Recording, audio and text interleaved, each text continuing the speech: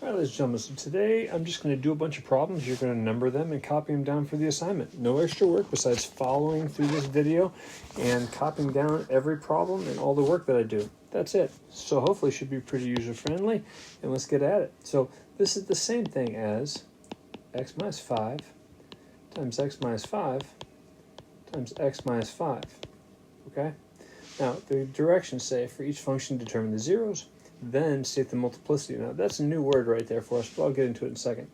First, we know that x minus 5, we have to set that equal to 0. That's what we did on the previous assignment, and so this is building upon that. So to solve this, we add 5 to both sides.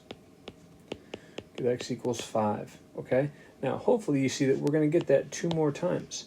So x equals 5 and x equals 5. Now, instead of writing all this down, what you're going to do is you're going to write x equals 5, and then you're going to put the multiplicity of 3, which basically says it'll be 5 3 times.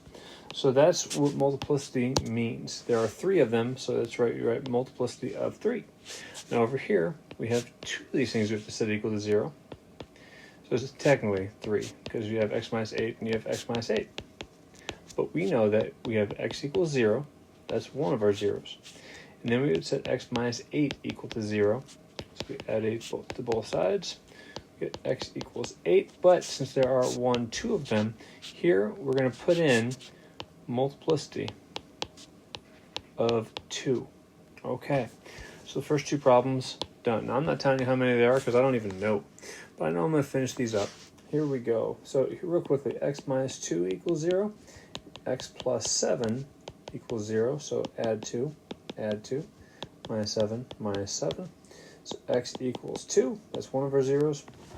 And then another one is going to be x equals negative 7. But this one, since we have 3 of them, will have a multiplicity of 3. That's ugly 3. That's better. Okay. So then, number 4. Now this one we're going to have an issue because it's not already factored for us, so that makes it a little bit more difficult. So I know that if I could take out the greatest common factor, the greatest common factor is x squared. So I take that out first. I get x squared minus 8x plus 16.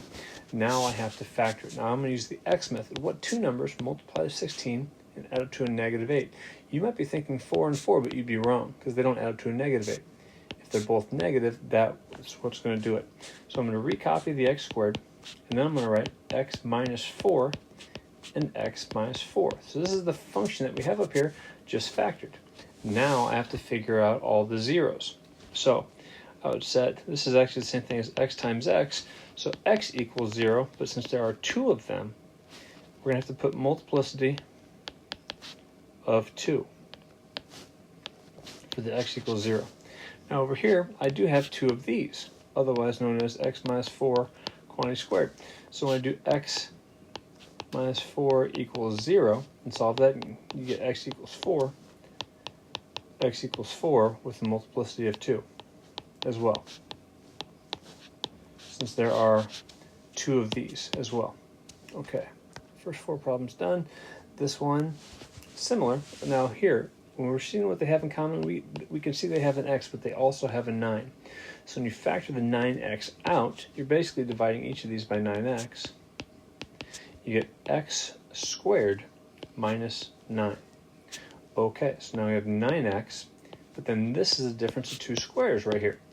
And since 9 is a square of 3, we're going to have x plus 3 and then x minus 3. Now if you need to review the difference of 2 squares factoring, by all means, it's a video, it's on Google Classroom, figure it out. Now, since I do technically have 1, 2, 3, 4 things being multiplied, we can consider this 1. So if I set 9x equal to 0, I'm going to divide both sides by 9, and one of my zeros is x equals 0. Great.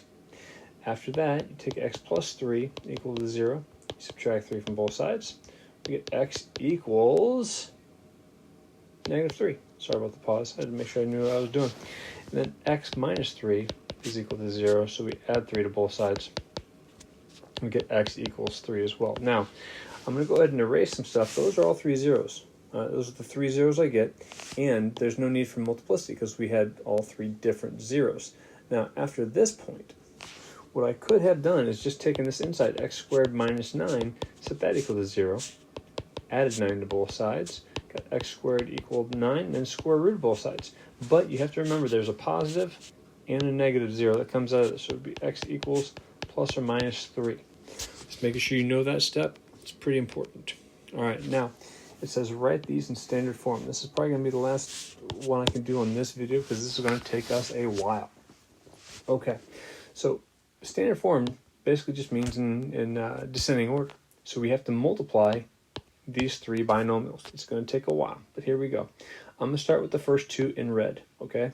So I'm going to take this first term, which is x, and multiply it by x plus 5. Then I'm going to take the second term, which is negative 5, and multiply it by x plus 5 as well. All right, now keep in mind, I'm just doing this portion right now to start with, color coding and everything. So now I'm going to double distribute x squared plus 5x minus 5x, and then minus 25, because negative 5 times x is negative 5x, and then negative 5 times 5 is negative 25. Now these two middle terms cancel out, they make 0. So x squared minus 25 is what we get when we simplify the product of those two binomials. Now I have to bring down my 2x minus 1. Because what we're doing here is basically taking 3 times 4 times 5. 3 times 4 is 12. 12 times 5 is 60. So when three things are being multiplied, you multiply the first two, you get it, and then you keep going. So I'm going to double distribute. I'm going to take x squared and multiply by all that. And then I'm going to take negative 25, my next term, and multiply it by that as well. So this is going to be 2x to the third minus x squared minus 50x, and then plus 25. And I see if I have any like terms. I don't. Is it in descending order? It is. That is the function in standard form. And if you want to put y equals there, it's probably what it's going to be. It looks good that way.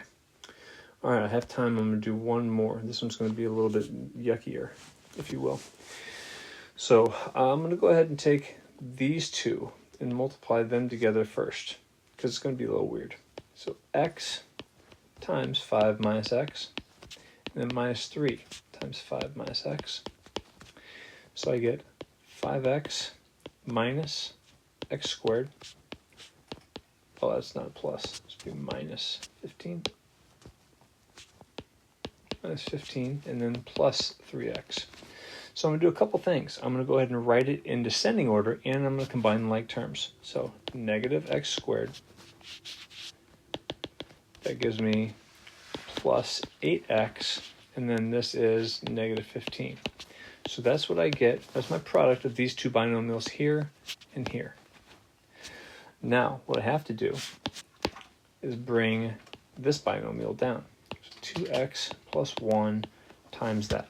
So I'm going to take my 2x and multiply it by negative x squared plus 8x minus 15. So 2x times all that, and then plus 1 times all that. So this times all that. And so I'm going to multiply it out. I get negative 2x to the third plus 16x squared minus 30x, and then minus x squared plus 8x minus 15. Last step is I'm going to combine my like terms. The negative 2x to the third stands alone. 16x squared minus x squared is going to be plus 15x squared. Then I have negative 22x from those two terms minus 15. Now I'm done. All right, thank you. There will be another video.